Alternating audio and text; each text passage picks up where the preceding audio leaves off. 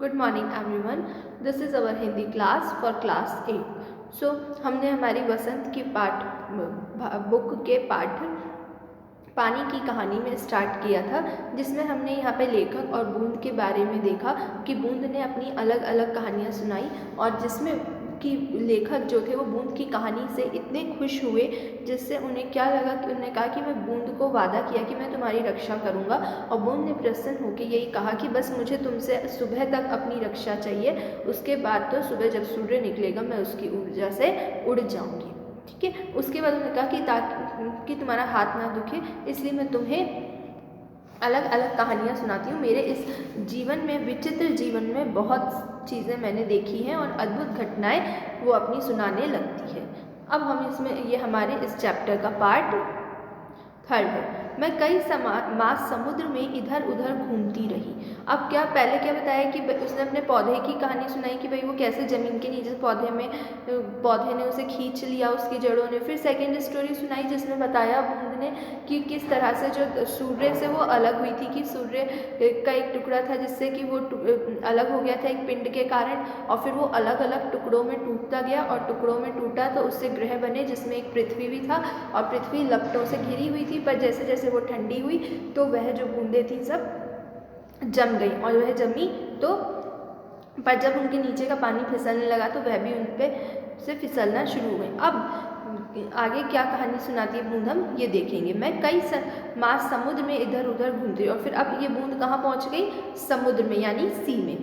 फिर एक दिन गर्म धारा से भेंट हो गई। गर्म धारा यानी पानी की गर्म जो लेयर होती है उसको बोलते हैं। ठीक है, तो गर्म धारा यानी गर्म पानी की एक लेयर से या वेव से मीट हुई।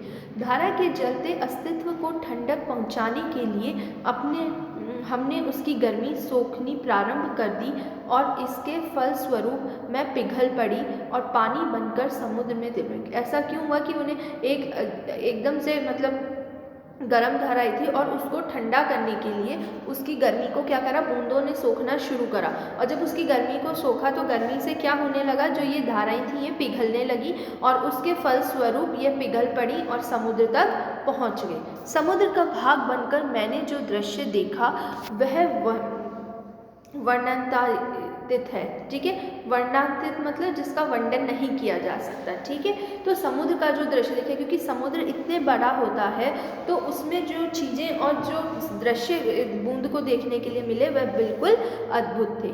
मैं अभी तक समझती थी कि समुद्र में केवल मेरे बंधु बांधवों का राज्य है। तो अभी तक वो क्या समझती थी कि जो समुद्र है वहाँ पे सिर्फ उनके बंधु बांधवों यानी उनके बंधुओं का यानी पानी का ही राज है।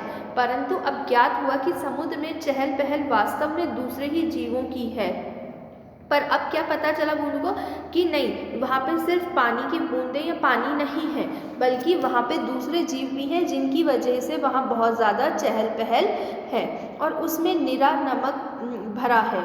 और क्योंकि समुद्री जो पानी होता है उसमें नमकीन होता है, नमक होता है, तो क्या बूंद को पता चला कि जो समुद्र का पानी है उसमें तो बहुत ही ज़्यादा नमक है।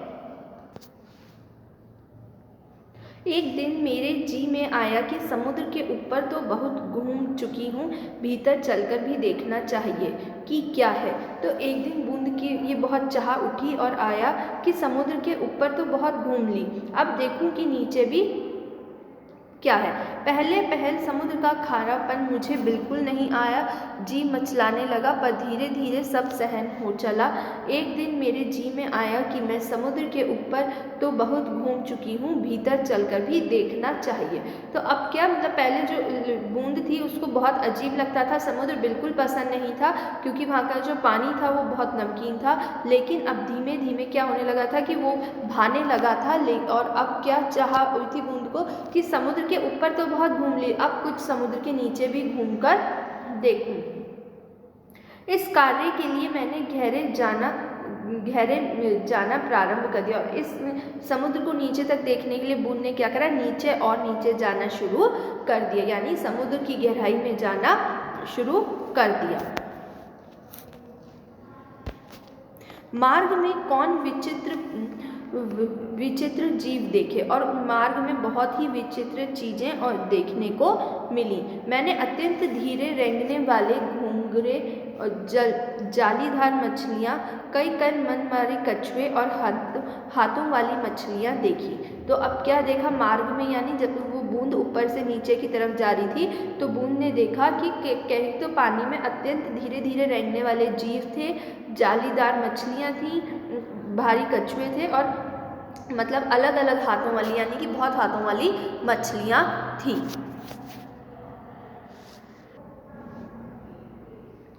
एक मछली ऐसी देखी जो मनुष्य से कई गुना लंबी थी, और एक मछली तो बूंद को इतनी लंबी दिखी जो कि मनुष्य से भी लंबी थी। उसके 8 हाथ थे। वह इन हाथों से अपने शिकार को जकड़ लेती है, और वो मछली इतनी बलशाली होती है, मतलब उसमें इतना बल ताकत होती है कि वो हाथ से ही अपने शिकार को जकड़ लेती है, यानी पकड़ लेती है।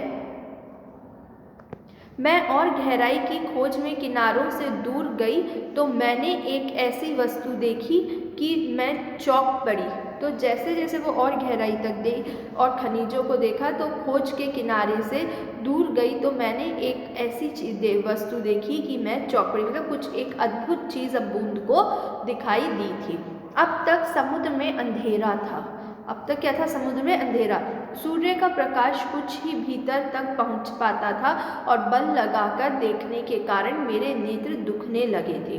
तो अब बूंद का क्या हुआ था, क्योंकि जो उसने क्या महसूस किया कि जो जल में सूरज की किरणें हैं, प्रकाश है, वो कुछ समय तक पहुंच पाता है, उसके बाद एक गहराई के बाद क्या होता है कि अंधेरा शुरू हो जाता है, वहाँ तक पानी नहीं पहुँच पाता। और जब बूंद ने अपने नेत्र से यानी आँखों से बल देकर देखने की कोशिश, यानी मतलब कह सकते हैं कि जोर देकर देखने की कोशिश की तो उसकी आंखें दुखने लगी थी। मैं सोच रही थी कि यहाँ पर जीवों को कैसे दिखाई पड़ता होगा कि सामने ऐसा जीव दिखाई पड़ा मानो कोई लालटेन लिए घूम रहा हो। और अब क्योंकि ये सब कुछ एकदम नया था बूंद के लिए, तो बूंद को एक प्रश्न आया जिसमें उसे लगा कि यहाँ इतना अंधेरा है पर ये जो जीव रहते हैं इन्हें कैसे पता पड़ता होगा कि सामने से जो दूसरा जीव आ रहा है ये इसको मैं शिकार कर सकता हूँ, या ये मेरे को खा ना जाए, मेरा शिकार ना कर ले। मतलब ये अपनी रक्षा कैसे करते होंगे और अपना जो खुद मतलब चाहते हैं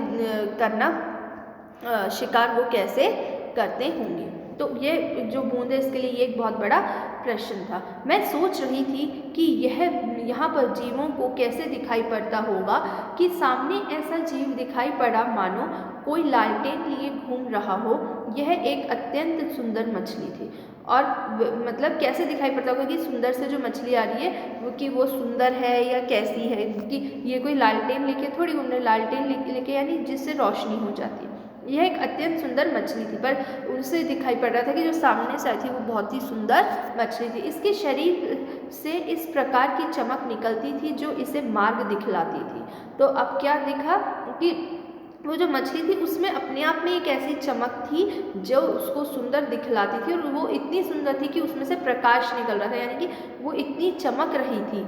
इसके शरीर से एक प्रकार की चमक निकलती थी जो मार्ग दिखलाती थी, मतलब कि उसकी जो बॉडी थी उससे ही एक लाइट सी हो रही थी जो आगे का मार्ग यानी रास्ता दिखा रही थी। इसका प्रकाश देखकर कितनी छोटी छोटी अनजान मछलियाँ इसके पास आ जाती थी, और इस कारण से क्या होता था कि उसमें इतनी रोशनी मतलब एक इतनी ऊर्जा होती थी कि जो छोटी मछलियाँ वो उस बड़ी मछली के पास आ जाती थी, और यह जब भूखी होती तो पेट भर उनका भोजन करती थी। और वो छोटी मछलियाँ जब उसके पास आ जाती तो वो क्या करती, जब बड़ी मछली भूखी होती थी उन छोटी मछलियों को खा जाती थी। विचित्र है, मतलब कितनी अजीब बात है। जब मैं और नीचे समुद्र की गहराई तह में पहुंची तो देखा कि वहाँ भी जंगल है, और जब मतलब बूंद और नीचे तक पहुंची तो उसने देखा कि उसके नीचे भी जंगल है। छोटे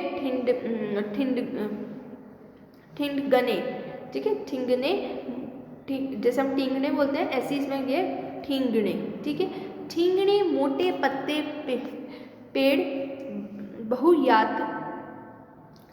बहुतायात से उगे हुए हैं। अब क्या इसका मतलब है, हम ढंग से देखेंगे। छोटे ठिंगणे मोटे पत्ते वाले पेड़, यानी छोटे ठिंगणे यानी जो छोटे छोटे पौधे होते हैं और मोटे होते हैं या जिनके पत्ते मोटे होते हैं, वहाँ पे वो पेड़ उगे हुए थे। इसलिए क्योंकि समुद्र के नीचे ऐसा तो कोई जंगल हो नहीं सकता, तो मतलब उन पेड़ों के कारण और वहाँ एनिमल्स थे, मतलब जानवर थे, इसलिए जो बूंद है उसने समुद्र के नीचे जंगल बताया है। तो अब क्या बताया है कि छोटे ठिंगणे मोटे पत्ते पेड़ बहुतायात, बहुतायात मतलब बहुत सारे उगे हुए थे। वहाँ पर पहाड़ियाँ हैं, घाटियाँ हैं, और क्या है वहाँ पर पहाड़ियाँ हैं और घाटियाँ हैं, यानी पत्थर के टुकड़े। इन पहाड़ियों की गुफाओं में नाना प्रकार मतलब बहुत सारे प्रकार के जीव रहते हैं जो निपट अंधे तथा महाआलसी हैं। मतलब यहाँ बहुत सारे जीव रहते हैं जो निपट अंधे मतलब जिन्हें कुछ दिखाई नहीं देता, और वो आलसी क्यों? क्योंकि दिखाई नहीं देता तो वो इधर घूमते फिरते नहीं है, तो इसलिए वह आलसी हैं। यह सब देखने में मुझे कई वर्ष लगे, पर यह सब देखने के लिए बूंद को बहुत सारे वर्ष लगे थे। जी में आया कि ऊपर लौट चले। अब क्या जी में आने लगा था, मतलब क्या इच्छा हुई बूंद की कि अब मैं वापस ऊपर लौट जाऊं, परंतु प्रयत्न करने पर जान पड़ा कि यह असंभव है। तो और जब बूंद ने कोशिश करी तो उसे यह मालूम हुआ कि ऊपर जाना भी अब असंभव है। मेरे ऊपर पानी की कोई मील मोटी तह थी, मतलब अब ये जो बूंद थी वो इतनी नीचे आ गई थी कि उसके ऊपर 3 मील मोटी परत थी पानी की। मैं भूमि में घुसकर जान बचाने की चेष्टा करने लगी। तो अब बूंद ने क्या करा, अपनी जान बचाने के लिए भूमि में घुसने की कोशिश, भूमि यानी पृथ्वी में घुसने की कोशिश की। यह मेरे लिए कोई नई बात न थी। करोड़ जल कण इसी भांति अपनी जान बचाते हैं और समुद्र का जल नीचे धंसता जाता है।